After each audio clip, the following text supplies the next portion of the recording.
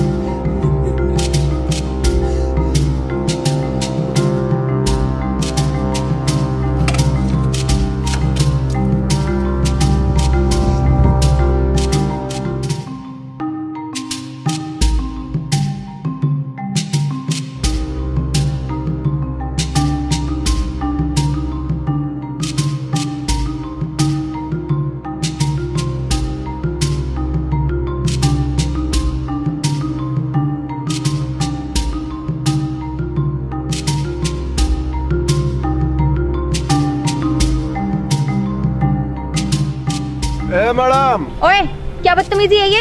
अरे क्या बदतमीजी है रे इसमें? हमार भाई तो को पसंद करता है रे, तो तने देख लीजिए ना उसको। ए बंटू, इधर आ रे।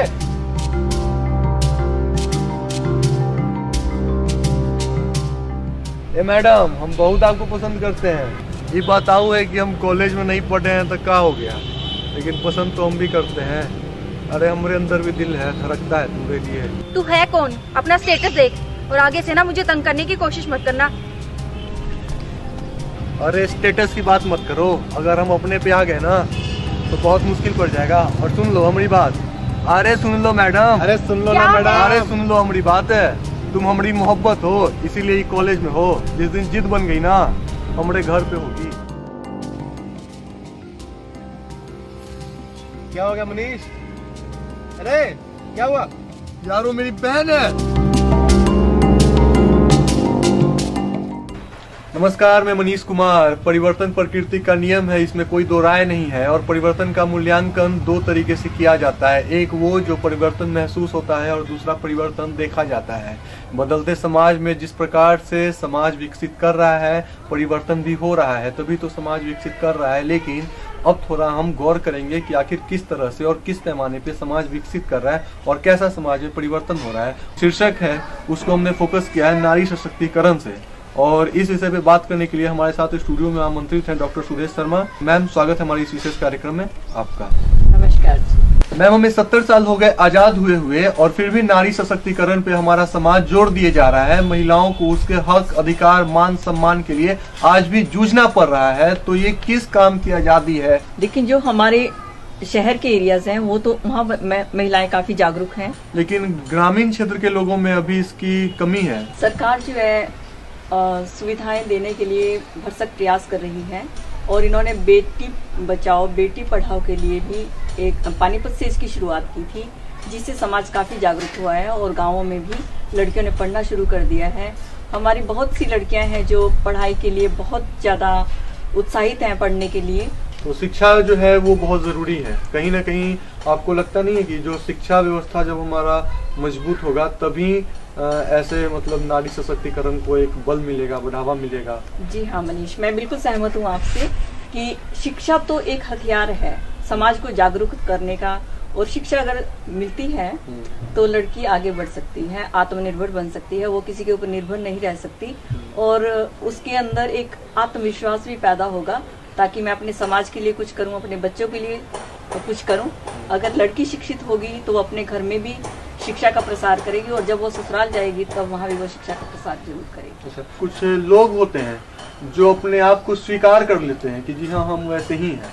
ठीक है, अब जैसे लोग कहते हैं कि जो पुरुष हैं वो ज्यादा प्रभावशाली हैं महिलाओं की तुलना में, तो आपको नहीं लगता है कि महिलाएं कहीं ना कहीं इस बात को स्वीकार कर चुकी हैं कि पुरुष जो है वो ज्यादा प्रभावशाली हैं हर क्षेत्र में, शिक्षा के क्षेत्र में, अर्थव्यवस्था के क्षेत्र में, सांस्कृतिक क्षेत्र में, राजनीति के क्षेत्र में?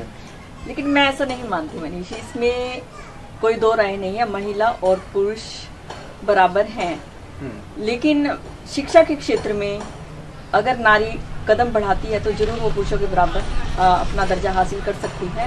और जैसे आप देख रहे हैं आजकल हर क्षेत्र में खेल के क्षेत्र में देख लो, शिक्षा के क्षेत्र में देख लो, या आप कहीं भी जाते हैं तो नारी सबसे आगे है आज के टाइम में। जैसे उदाहरण के लिए साक्षी मलिक है और ये दीपा कर्माकर है और गीता फोगट है, इन्होंने काफी अच्छा मुकाम हासिल किया है। लेकिन अभी भी मैम घूम फिर कर सवाल यही है कि यूपी बिहार जैसे जो पिछड़े राज्य हैं, छत्तीसगढ़ उड़ीसा, जहाँ शिक्षा की व्यवस्था में वो लोग काफी पिछड़े हैं बाकी जो है उत्तर भारत के राज्यों के तुलना में, तो वहाँ पे जो ग्रामीण तबके के लोग हैं, ग्रामीण इलाके के लोग हैं, वो अपनी बेटियों को शिक्षा से वंचित रखते हैं आज भी। इसमें कोई दो राय नहीं है। ऐसे बहुत से गाँव हैं, ट्राइबल एरिया है, वहाँ तो शिक्षा है नहीं। फिर मैम और वो आने वाले पीढ़ी हैं, वो लोग हमारे हिंदुस्तान के आने वाले भविष्य हैं, तो फिर कैसे काम चलेगा जब वहाँ पे शिक्षा ही नहीं पहुँचेगी? उनको जागरूक करना पड़ेगा शिक्षा के लिए, उनको जागरूक करना पड़ेगा, सुविधाएं मुहैया करवानी पड़ेंगी, कि सरकार को ठोस कदम उठाने पड़ेंगे, तभी वो शिक्षा के लिए जागरूक होंगे, अदरवाइज तो मुश्किल है। अच्छा, अदरवाइज मुश्किल है। चलो खैर, लेकिन घूम फिर कर बात यहीं पे आता है कि अगर शिक्षा मिलेगा, लोग शिक्षित होंगे, और तभी जो एक नारी सशक्तिकरण की सशक्त शाश्वत ताकत है वो उभर कर सामने आएगी। बिल्कुल इसमें कोई दो राय नहीं है कि हर जगह हर क्षेत्र में नारी, महिलाएं, बालिकाएं जो हैं वो अपना परचम लहरा रही हैं और पुरुष के साथ कदम ताल करके आगे बढ़ रही हैं, है ना। मेट्रो सिटी, हाँ, मेट्रो सिटी में जो है वो आज भी देखा जाता है कि हस्बैंड वाइफ दोनों जॉब चलाती हैं, रेल का इंजन में पायलट का काम करती हैं। तो और मैम ये देखा गया है कि मेट्रो सिटी में जो पुरुष हैं, मतलब हस्बैंड वाइफ हैं, ये दोनों भी जॉब कर रहे हैं मेट्रो सिटी में। अमूमतः ये बात देखा गया है और ये हमारे लिए आम बात है। मेट्रो सिटी में हस्बैंड वाइफ दोनों जॉब कर रहे हैं, लेकिन गांव में ये आज भी पॉसिबल नहीं है। आज भी हमारे गांव में लोगों की मानसिकता ये है कि अगर जो कोई अच्छे तबके के पढ़े लिखे सोसाइटी में ये बात है कि अगर वो अच्छे जगह पे जॉब कर रहे हैं, अच्छे क्लास अच्छी लाइफ को लीड कर रहे हैं, तो वो अपनी मैडम को कहते हैं कि नहीं, आपको जॉब करने की जरूरत नहीं है, आप घर में ही रहो। तो फिर इसका इलाज मैम क्या है? इसका इलाज तो पत्नी को खुद ही करना पड़ेगा, खुद ही उसको अपने आप को मोटिवेट करना पड़ेगा कि मुझे बाहर काम मतलब जो बोल्ड डिसीजन है वो खुद लेना पड़ेगा। तो मैम आपको नहीं लगता है कि जब उनके पति उनको डांटते हैं, फटकारते हैं या फिर उनको थोड़ा सा कड़क अंदाज में कहते हैं कि नहीं, आपको घर के बाहर नहीं जाना है, घर के आपको अंदर ही रहना है और हम जॉब करेंगे, तो वो उस वक्त सहम जाती है, चुप हो जाती है, उनके अपनी मर्यादा का ख्याल करते हुए उनके सामने खामोश हो जाती है। तो आपको क्या लगता है कि इस अगर ऐसा माहौल उत्पन्न हो घर में, तो और लड़की जो है वो चाहती है बाहर जाकर के जॉब करना, अपना नाम, अपना खुद का नाम हो, खुद का एक अच्छा पहचान हो, लोग उसके नाम से उसे जाने, तो आपको क्या लगता है फिर इसके लिए उनको क्या करना चाहिए? उनको स्वयं आगे बढ़ना पड़ेगा, इसके लिए स्वयं ही आगे बढ़ना पड़ेगा, स्वयं ही अपने एफर्ट्स करने पड़ेंगे आगे आने के। घर के लोगों को समझाना पड़ेगा। बिल्कुल। अगर वो आगे आना चाहती है तो स्वयं जब तक खुद नहीं आगे बढ़ेगी तो उसके लिए कोई कुछ नहीं कर सकता, खुद अंदर से मोटिवेट। बिल्कुल, ये ऐसा विषय है नारी सशक्तिकरण कि जिसपे जितना भी रिसर्च की जाए कम है, जितना भी बोला जाए कम है, और जितने भी पहलुओं को छुआ जाए वो भी कम है, क्योंकि ये खुद में ही बहुत बड़ा ब्रॉड टॉपिक है। और नारी सशक्तिकरण और नारी के हक, मान, सम्मान, पहचान की बात है। बिल्कुल, भारत जो है वो कहीं ना कहीं आज भी लोग कहते हैं कि अंधविश्वासों का कुआं है, और इतना बड़ा मुल्क है, इतना बड़ा देश है, तो जो बड़ा चीज होगा तो उसको विकास करने में, उसको हर क्षेत्र में आगे बढ़ने में बिल्कुल वक्त लगेगा, इसमें कोई दो राय नहीं है। ये जो पश्चिमीकरण की तेज हवाएं बह रही हैं, ये हमारे समाज में हमारे पूर्वजों के दिए हुए संस्कार पे वार कर रही हैं।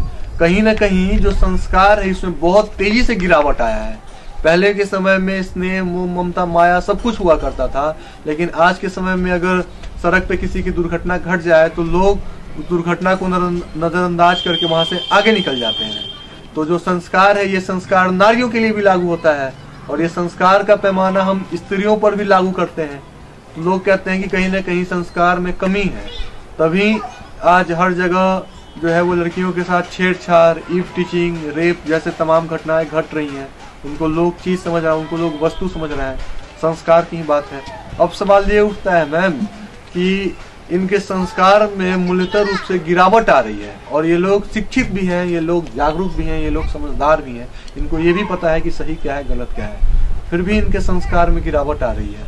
इसमें मैं ये मानती हूँ कि लड़कों को अपनी मानसिकता में परिवर्तन करना पड़ेगा। अगर उनकी सोच बड़ी होगी तो वो किसी भी लड़की के साथ छेड़खानी नहीं करेंगे। हाँ बिल्कुल, इसमें कोई दो राय नहीं है कि हमें शिक्षित होने के साथ साथ संस्कारवान भी होना चाहिए, तभी एक मुकम्मल समाज की संरचना हो पाएगी और नारियों को हक और सम्मान मिल पाएगा। तमाम मुद्दे थे नारी सशक्तिकरण पे, नारियों के बारे में हमने बात किया कि शिक्षा व्यवस्था को ताकतवर होनी चाहिए। हमने बात किया कि शिक्षा के साथ साथ संस्कार भी होने चाहिए और दोनों का जब संगम होगा तभी लोग नारियों को सम्मान की नज़र से देख पाएंगे, सम्माननीय तरीके से। खैर, ये सब बात तो चलती रहेगी। अब हम आपसे मैम जानना चाहते हैं कि चलते चलते हमारे अंत में आप महिलाओं को क्या संदेश देना चाहेंगे? कि उनको अपने फैसले स्वयं लेने होंगे, अपने अधिकारियों के प्रति स्वयं जागरूक होना होगा और अपने हक के लिए स्वयं ही लड़ना होगा। उनके लिए कोई और लड़ने नहीं आएगा। उनके अंदर पूर्णतया क्षमता है कि वो आगे बढ़ सकती हैं, वो कुछ कर सकती है। ऐसी कोई चीज है ही नहीं कि वो नहीं कर सकती। सबसे बड़ी बात है, उनको बहुत बोल्ड होना पड़ेगा, ठोस कदम उठाने पड़ेंगे। चाहे उनके प्रति पेरेंट्स उनका सपोर्ट ना करें, लेकिन उनको अपना सपोर्ट स्वयं करना होगा। बिल्कुल, फिर बाद में पेरेंट्स उनके फेवर में ही जाते हैं। खैर जी, हमारे इस विशेष कार्यक्रम में आपने देखा अभी तक कि हमने तमाम पहलुओं को हमने छूने की कोशिश की। शिक्षा व्यवस्था से लेकर के संस्कार, समाज, सभी को हमने छुआ और अपने इस कम अंतराल में हमने कोशिश किया कि ज्यादा से ज्यादा जानकारी निकल पाए। हम आए थे मैम के बीच में मैम का इंटरव्यू लेने के लिए, इसलिए क्योंकि ये खुद मिसाल है कुरुक्षेत्र के लोगों के लिए कि इन्होंने किस तरह से 12th के बाद इनकी मैरिज हुई, उसके बाद इन्होंने BA किया, MA किया, इंग्लिश से, हिंदी से, फिर मैम ने PhD किया। तो तमाम ऐसे शिक्षा के क्षेत्र में इन्होंने अपना परचम लहराया है। ऐसे ऐसे लोग समाज के लोगों के लिए एग्जाम्पल हैं, उन लड़कियों के लिए, उन नारियों के लिए, उन महिलाओं के लिए जिनको ऐसा लगता है कि हमें दबाया जा रहा है, हमारे हक को दबाया जा रहा है, हमारे विचारों को दबाया जा रहा है। आज के इस विशेष कार्यक्रम में इतना ही। बने रहिए निगाहें के साथ और जुड़े रहिए हमारे साथ आने वाले एपिसोड में, और हम ऐसे ही समाज के ज्वलनशील मुद्दे को लेकर आपके सामने आएंगे। तब तक के लिए हमें और हमारे कैमरामैन राघव को दीजिए इजाजत और आप देखते रहिए IMCMT न्यूज। धन्यवाद।